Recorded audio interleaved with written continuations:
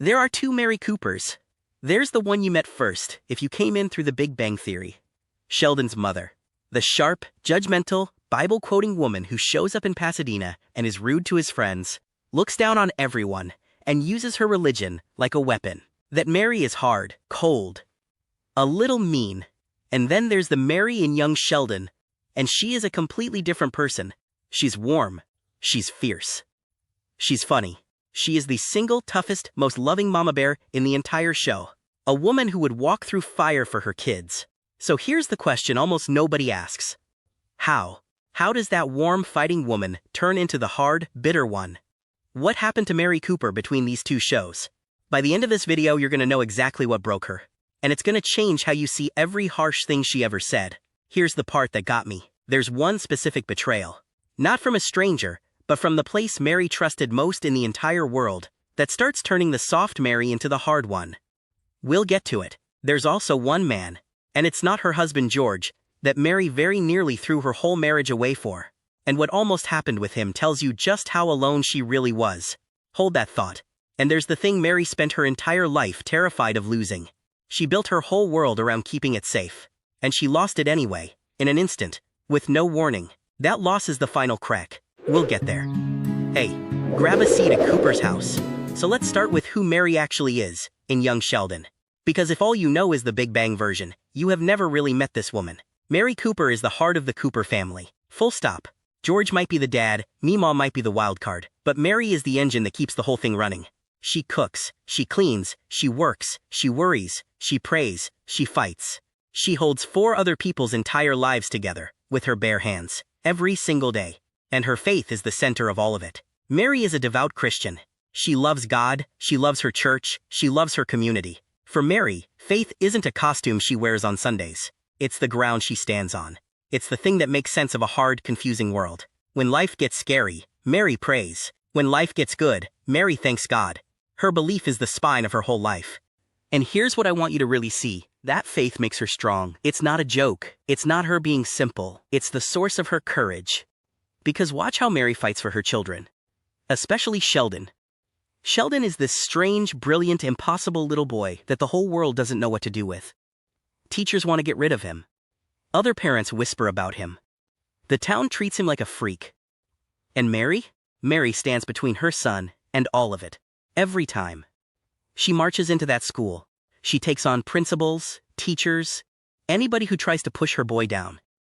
She is a one-woman army for that kid. We've actually talked about this before, on this channel. Remember the Sturgis video? The whole reason Sheldon didn't end up broken and alone like Dr. Sturgis is that Sheldon had a family that refused to let him fall. And the general of that family, the one leading the charge, was Mary. She is the reason Sheldon survived his own childhood. She fought the entire world so her fragile genius could grow up safe. But here's the thing nobody talks about. While Mary was pouring all of that into protecting her family, who was protecting Mary? Because that's the quiet tragedy sitting underneath this whole character. Mary gives and gives and gives. To her kids. To her husband. To her church. She is everybody's rock. And a rock doesn't get to lean on anything. A rock just holds. And slowly, across 7 seasons, you watch the world start chipping away at her, piece by piece. The first crack comes early. Back in season 2, a teenage girl from Mary's church dies suddenly, in a car accident. And it shakes Mary to her core. For the first time, this woman of unshakable faith shakes. She stops saying grace at dinner. She skips church. She quietly asks the hardest question a believer can ask. How can a loving God let something like this happen? She even leans on a drink to get through it. Now, she finds her way back. Her faith holds, that time. But the show is planting a seed, right there in season 2. It's showing you that Mary's faith isn't a wall that nothing can touch. It's a real thing, a fragile thing, that can be wounded. And it's going to get wounded a lot worse than this. Which brings me to the big one. The betrayal I promised you at the start. Here's what you have to understand. Mary didn't just attend her church, she worked there. She gave her time, her energy, her whole heart to that congregation. The church wasn't just where she worshipped. It was her job, her friends, her community, her identity. It was where she belonged. And then Georgie got Mandy pregnant. Now that wasn't Mary's sin. She didn't do anything wrong. Her teenage son made a mistake. But watch what her church does to her. The pastor, a man named Jeff, sits Mary down and tells her she needs to step away. take a leave from her job at the church. And he dresses it up in soft words about the community and forgiveness. But the truth is uglier than that. He pushed her out because her family's mess might embarrass him, might make the church look bad. The man she'd served for years threw her overboard the second she became inconvenient. And it doesn't stop there.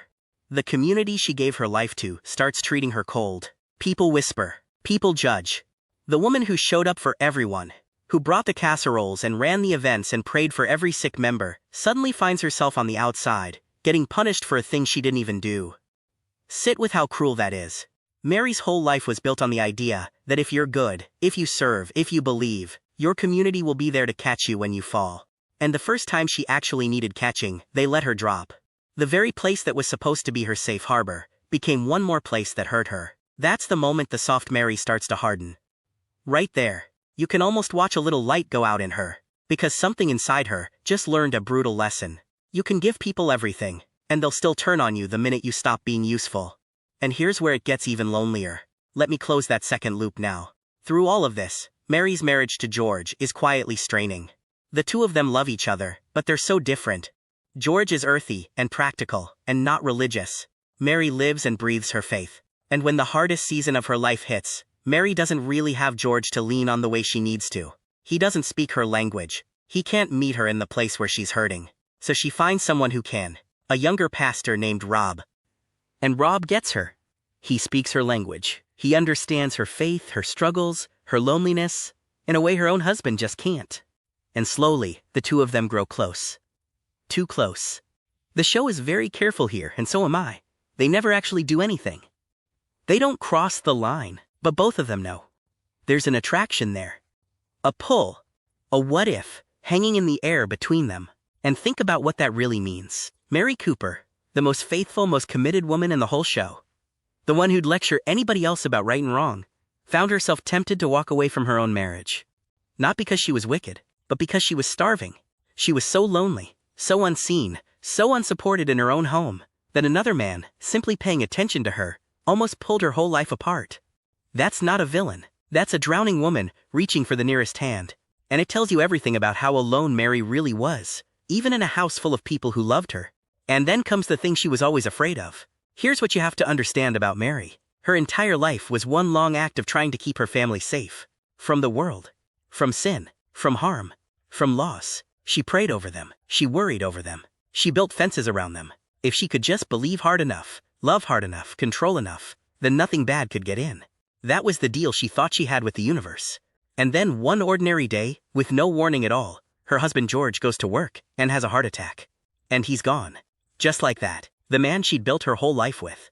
The father of her children. Gone. In an instant. Off screen. In the middle of a normal afternoon. No goodbye. No chance to fix the distance that had grown between them. No time to pray it away. And here's the cruelest part. Mary did everything right. She believed. She served. She prayed every single day. And none of it stopped the worst thing from happening anyway. The fence she'd spent her whole life building around her family didn't hold. Loss walked right through it. So watch what she does. She turns to her faith even harder. She runs to church. She prays more. Because it's the only tool she has, the only thing that's ever made the chaos make sense. But this time, she's not leaning on her faith out of joy. She's clutching it out of desperation. It's not a warm blanket anymore. It's a life raft. And that, right there, is the bridge between the two Marys. Go back to that hard, judgmental woman from The Big Bang Theory. The one who's so rigid, so sharp, so quick to judge.